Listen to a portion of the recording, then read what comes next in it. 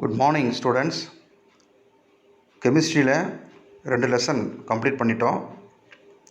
First lesson revision முடிஞ்சது. Second lesson atomic structure, இந்த lesson நாம் இப்போது ரிவிஷன் பார்க்கலாம். கம்மிங் எக்ஸாமுக்கு இந்த லெசன் நமக்கு ரிவிஷன் யூஸ்ஃபுல்லாக இருக்கும். ஓகே, அட்டாமிக் ஸ்ட்ரக்சர், ஆட்டம். இந்த ஆட்டம் அப்படின்னு தெரிஞ்சுக்கிறதுக்கு முன்னாடி நம்ம மேட்டர் அப்படிங்கிறத கொஞ்சம் ஞாபகப்படுத்திக்கலாம். மேட்டர்னால் என்ன? What is matter? Matter is anything that has mass and occupies space. Definition படிச்சிருக்கோம். மாஸ் இருக்கணும், ஸ்பேஸை ஆக்குப்பை பண்ணிக்கணும், அது மேட்டர். லிவிங் திங்ஸ் ஆர் நான் லிவிங் திங்ஸ், நம்மளை சுற்றி இருக்கிற எல்லாமே மேட்டர். லிவிங் திங்ஸ்னால் உயிருள்ள பொருள், நான் லிவிங் திங்ஸ்னால் உயிர் இல்லாத பொருள்கள். இது எல்லாமே என்ன? மேட்டர் தான். பொருள்கள், பருப்பொருள்கள். மாஸ், ஆக்குப்பை ஸ்பேஸ், இது எல்லாமே மேட்டர் தான்.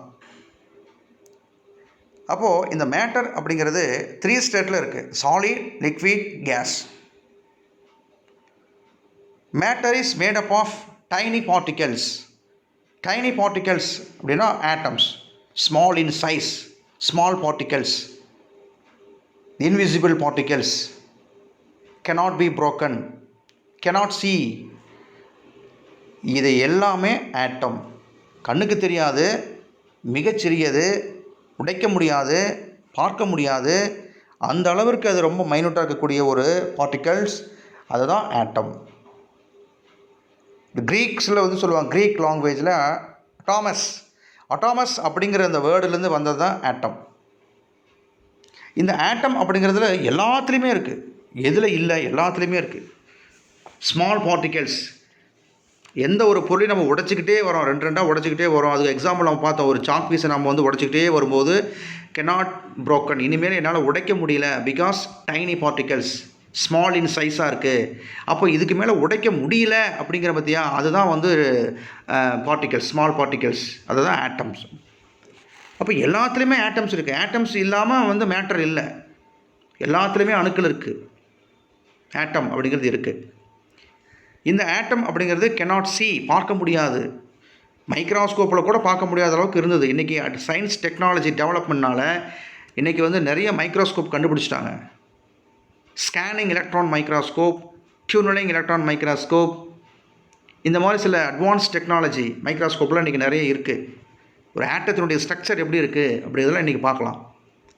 ஒரு ஆட்டம் அப்படின்னா அதனுடைய என்னென்ன அதுக்குள்ளே அதனுடைய ஸ்ட்ரக்சர் எப்படி இருக்குது அப்படின்னா நீங்கள் ஏற்கனவே படிச்சிருப்பீங்க. சென்ட்ரல் இருக்கக்கூடியது நியூக்ளியஸ். அதில் உனக்கு புரோட்டான், நியூட்ரான், ஸ்மால் பார்ட்டிகல்ஸ் இருக்குது. ப்ரைமரி பார்ட்டிகல்ஸ், அதுவும் சப் அட்டாமிக் பார்ட்டிகல்ஸ். ஒரு ஆட்டத்தினுடைய சப் அட்டாமிக் பார்ட்டிகல்ஸ்னால் என்னென்ன? எலக்ட்ரான், புரோட்டான், நியூட்ரான் சொல்லுவோம். Primary particles. இதில் சென்ட்ரல் இருக்கக்கூடிய நியூக்ளியஸில் பார்த்தீங்க அப்படின்னா உங்களுக்கு புரோட்டான், நியூட்ரான் இருக்கும். அந்த நியூக்ளியஸை பார்த்திங்கன்னா வெளியில் சுற்றி இருக்கக்கூடிய ஆர்பிட் சொல்லக்கூடிய அதில் பார்த்திங்கன்னா என்ன இருக்குது? எலக்ட்ரான் இருக்கும். இதுதான் ஒரு ஆட்டத்தினுடைய ஸ்ட்ரக்சர் சொல்லி நம்ம ஏற்கனவே பார்த்துருக்கோம். இந்த ஆட்டம் அப்படிங்கிறது அதனுடைய சைஸ் எவ்வளோ ஸ்மால் அப்படிங்கிறத கம்பேர் பண்ணியிருப்பாங்க. எவ்வளோ அந்த சைஸ் ரொம்ப ஸ்மாலாக இருக்குது அப்படிங்கிறத பாருங்கள். How small is an atom?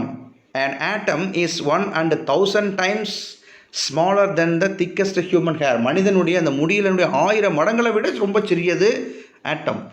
அவ்வளோ ஸ்மால் இன் சைஸில் இருக்கக்கூடியது.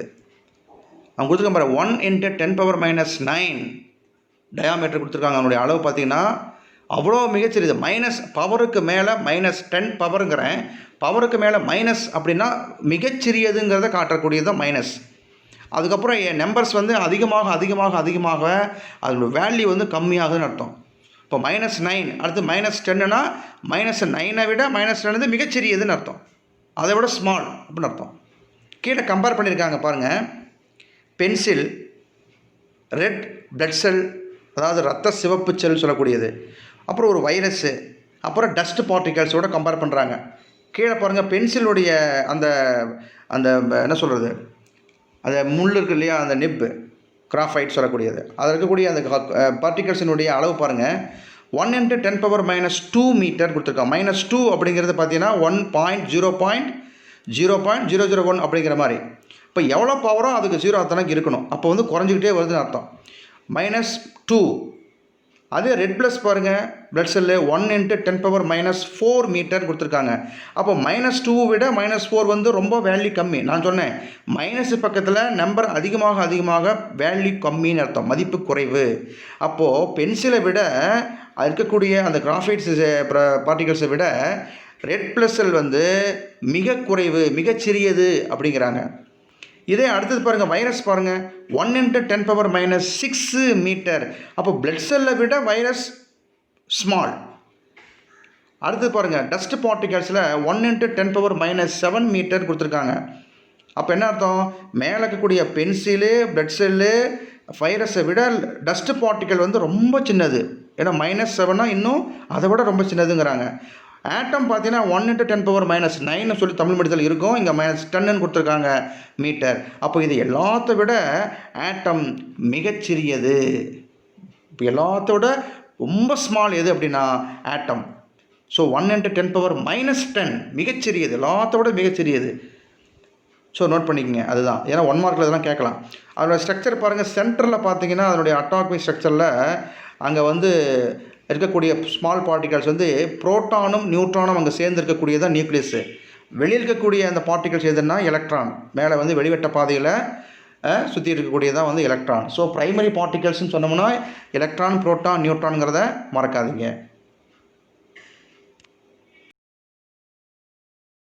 Evaluation of idea of an atom. அணுவை பற்றி சில கொள்கைகளை சில விஞ்ஞானிகள் கொடுத்துருக்காங்க. அணுனா என்ன, ஒவ்வொரு சயின்டிஸ்ட்டுகளும் ஒவ்வொரு கருத்துக்களை கொடுத்தாங்க. அதுதான் வந்து ஒரு ஒரு வளர்ச்சியாக இருந்தது. அணுவை பற்றி நிறைய ஒரு கருத்துக்கள் நமக்கு தெரிய ஆரம்பிச்சது. Many scientists have studied the structure of atom and advanced their theories about it. இவருடைய அறிவியல் சயின்டிஸ்டினுடைய இந்த தியரிஸ் அதுதான் வந்து மிகப்பெரிய ஒரு வளர்ச்சியாக இருந்துச்சு. இதில் வந்து பார்த்திங்கன்னா ஃபஸ்ட்டு ஜான் டால்டன் வராரு. அவர் வந்து சில தியரிஸ் கொடுத்துருக்கார்.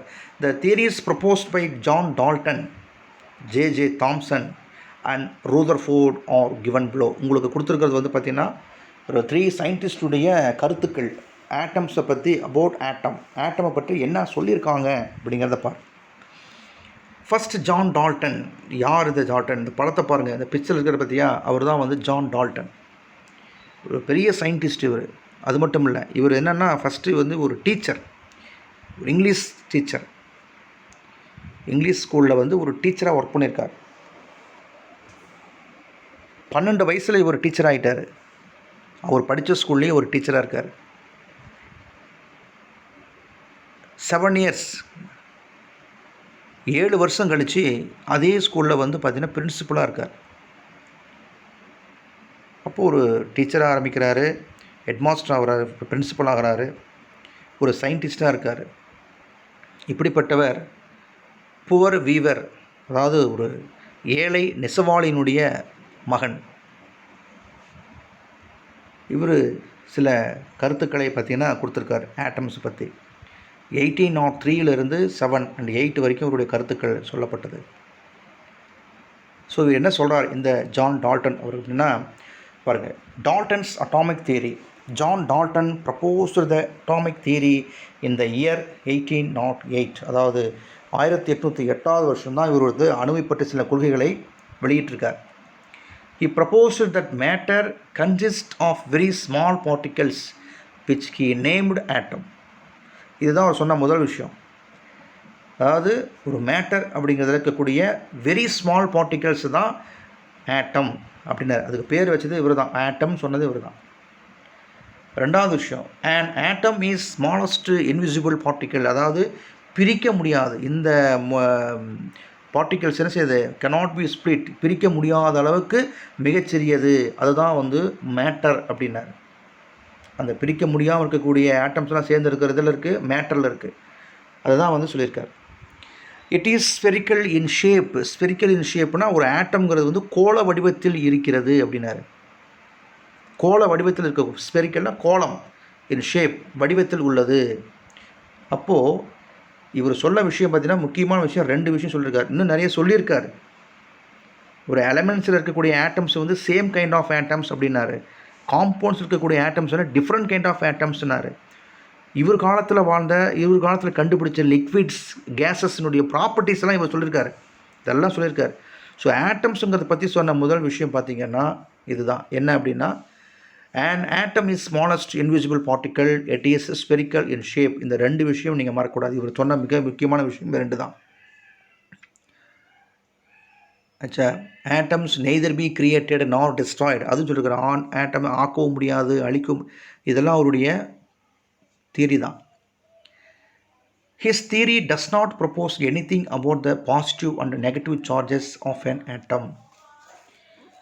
இவருடைய தியரியில் வந்து நெகட்டிவ் பாசிட்டிவ் சார்ஜ் பற்றி எதுவுமே குறிப்பிடலை அப்படிங்கிறாரு. இதனால் என்ன அப்படின்னா, hence it was not able to explain many of the properties of சப்ஸ்டன்ஸுக்கு கூடிய பண்புகளை, அன்றைய இருக்கக்கூடிய ப்ராப்பர்ட்டிஸை வந்து பருப்பொருளினுடைய பண்புகளை பற்றி பெருசாக ஒன்றும் விளக்கம் கொடுக்க முடியல. ஏன்னா இவருடைய கொள்கையில் அந்தளவுக்கு ஒன்றும் சொல்கிற அளவுக்கு இல்லை. இந்த முக்கியமான இந்த 2-3 விஷயங்கள் தான் இவர் சொல்லியிருக்காரு. ஸோ ஞாபகம் வச்சுக்கோங்க. இதுக்கு அடுத்தபடியாக தாம்சன்ஸ் அப்படிங்கிறவர் ஒரு தியரி கொடுக்குறார், J Thomson. In 1897 J Thomson proposed a different theory, ஒரு தியரி கொடுக்குறாரு. எதை பற்றி அப்படின்னா, about atom. He compared an atom to a watermelon. இவர் என்ன சொல்கிறார் அப்படின்னா, ஆட்டம் அப்படிங்கிறத வாட்டர்மெலனோட கம்பேர் பண்ணுறார். வாட்டர்மெலன் அப்படின்னு நமக்கு தெரியும், தர்பூசணி பழம், கோசப்பழம் அப்படின்னு சொல்லுவோம் இல்லையா, அதனோட வந்து ஆட்டமை கம்பேர் பண்ணுறாரு. His theory proposed that the atom has positively charged part like the red part of the watermelon, and in it are embedded like the seeds negatively charged particles which he called electron. இவர் இந்த வாட்டர்மெலனோட ஒப்பிட்டு பார்க்குறாரு, compare பண்ணுறாரு. ஒரு watermelon அப்படிங்கிறதுல அந்த red edible portion, அதாவது சிகப்பார்க்கக்கூடிய சதை பகுதிகளில் வந்து பாசிட்டிவ் சார்ஜ் இருக்குது. அங்கே சீட்ஸ் எல்லாம் பிளாக் சீட்ஸ் எப்படி வந்து எம்படட் மீன்ஸ் பதிக்கப்பட்ட, அங்கே எப்படி அதை வந்து ஒரு சீட்ஸ் இருக்குதோ அந்த மாதிரி இருக்கிறது எலக்ட்ரான்கள் இருக்குது அப்படின்னு சொல்கிறார். பாருங்கள், இது வந்து ஒரு வாட்டர்மெலனுடைய ஸ்ட்ரக்சர். இந்த வாட்டர்மெலன் வந்து கட் பண்ணி பார்த்தோம்னா உள்ளே வந்து ரெட் கலராக இருக்கும், எடிபிள் போர்ஷன் சதை பகுதிகள், அதை வந்து அவர் வந்து பாசிட்டிவ் சார்ஜ் அப்படிங்கிறாரு. அங்கே சீட்ஸ் பார்த்திங்கன்னா உள்ளே எப்படி வந்து பதிச்சிருக்கு, எம்படட்னா பதிக்கப்பட்ட அப்படின்னு, அந்த மாதிரி எலக்ட்ரான்கள் இருக்குது. இந்த மாதிரி அங்கே ரெட்டாக இருக்கிறதெல்லாம் பாசிட்டிவ், அதில் வந்து சீட்ஸ் வந்து எப்படி வந்து எலக்ட்ரான், மைனஸுங்கிறது எலக்ட்ரான். இந்த மாதிரி தான் ஒரு வாட்டர்மெலன் எப்படி இருக்கோ இந்த மாதிரி தான் ஒரு ஆட்டத்தில் இருக்குது. அப்போது இந்த ரெட் எடிபிள் போர்ஷன் வந்து பாசிட்டிவ் அப்படிங்கிறாரு, அங்கே சீட்ஸ் வந்து எலக்ட்ரான்கள் அப்படிங்கிறாரு. So positive negative are equal. அப்போது ரெண்டும் ஈக்குவலாக இருக்கிறனால, ரெண்டு சார்ஜஸும் ஈக்குவலாக இருக்கிறனால ஆட்டம்ங்கிறது ஒரு நியூட்ரல், சார்ஜ்லெஸ் அப்படிங்கிறாரு. இதுதான் அவர் சொல்ல வராரு. இப்போ பாருங்கள், according to this theory as the positive and negative charges are equal, ரெண்டுமே சமமாக இருக்குது, பாசிட்டிவ் சார்ஜும் நெகட்டிவ் சார்ஜும் ஈக்குவலாக இருக்குது. அதனால் the atom as the whole does not have any resultant charge. அதனால் ஆட்டம்ங்கிறது வந்து எந்த ஒரு சார்ஜஸுமே அதுக்கு இல்லை, நியூட்ரல் பார்ட்டிக்கல் அப்படிங்கிறார். Thomson's greatest contribution was to prove by experimentation the existence of the negatively charge particles or electron in the atom. எலக்ட்ரான்கள் வந்து எப்படி வந்து ஒரு ஆட்டத்தில் வந்து இருக்குது அப்படிங்கிறதுக்கு அது நெகட்டிவ் சார்ஜ் பார்ட்டிகிள்ஸ் தான் எலக்ட்ரான்கள் அப்படிங்கிறத வந்து எக்ஸ்பெரிமெண்டேஷன் எக்ஸிஸ்டன்ஸ் அப்படின்னா சோதனை மூலியமாக அவர் நிரூபிச்சிருக்கார். அதுக்காக அதாவது சொல்லணும் அப்படின்னா ஃபார் திஸ் டிஸ்கவரி அப்படிங்கிற discovery he was awarded the Nobel prize in 1906. அதாவது இந்த டிஸ்கவரி ஆஃப் எலக்ட்ரான் கண்டுபிடிச்சதுக்காக இவருக்கு நோபல் ப்ரைஸ் கொடுத்தாங்க. 1906 வந்து ஒரு நோபல் ப்ரைஸு, ஒரு உயரிய ஒரு விருது இவருக்கு வழங்கப்பட்டது. All this theory explain why an atom is neutral. ஏன் வந்து அணு நியூட்ரல் அப்படிங்கிறத பற்றி ஒரு விளக்கம் கொடுத்துருந்தாலும் it was an incomplete theory in other ways. நிறைய சில விளக்கம் இல்லை, குறைபாடுகள், அதாவது டிமெரிட்ஸ் வந்து இருந்துச்சு. இவருடைய தியரியில் வந்து டிமெரிட்ஸும் இருந்தது அப்படிங்கிறத சொல்ல வர்றார். அப்போ இவர் சொன்ன விஷயம் 2 விஷயம் என்னென்னா, ஆட்டம்ங்கிறது வந்து வாட்டர்மெலனோட கம்பேர் பண்ணார். Negative charge particles positive charge particles equal இருக்குன்னாரு, அது ஈக்குவல் அப்படின்னாரு. எலக்ட்ரான் அப்படிங்கிறத கண்டுபிடிச்சார். ஸோ இவர் சொன்ன விஷயம் இதுதான். ஸோ இந்த ஜான் டால்டன் அவருடைய தியரியும் ஜே தாம்சன் அவருடைய தியரியும் நல்லா ரீட் பண்ணுங்கள். இதனுடைய கண்டினியூ நெக்ஸ்ட்டு நம்ம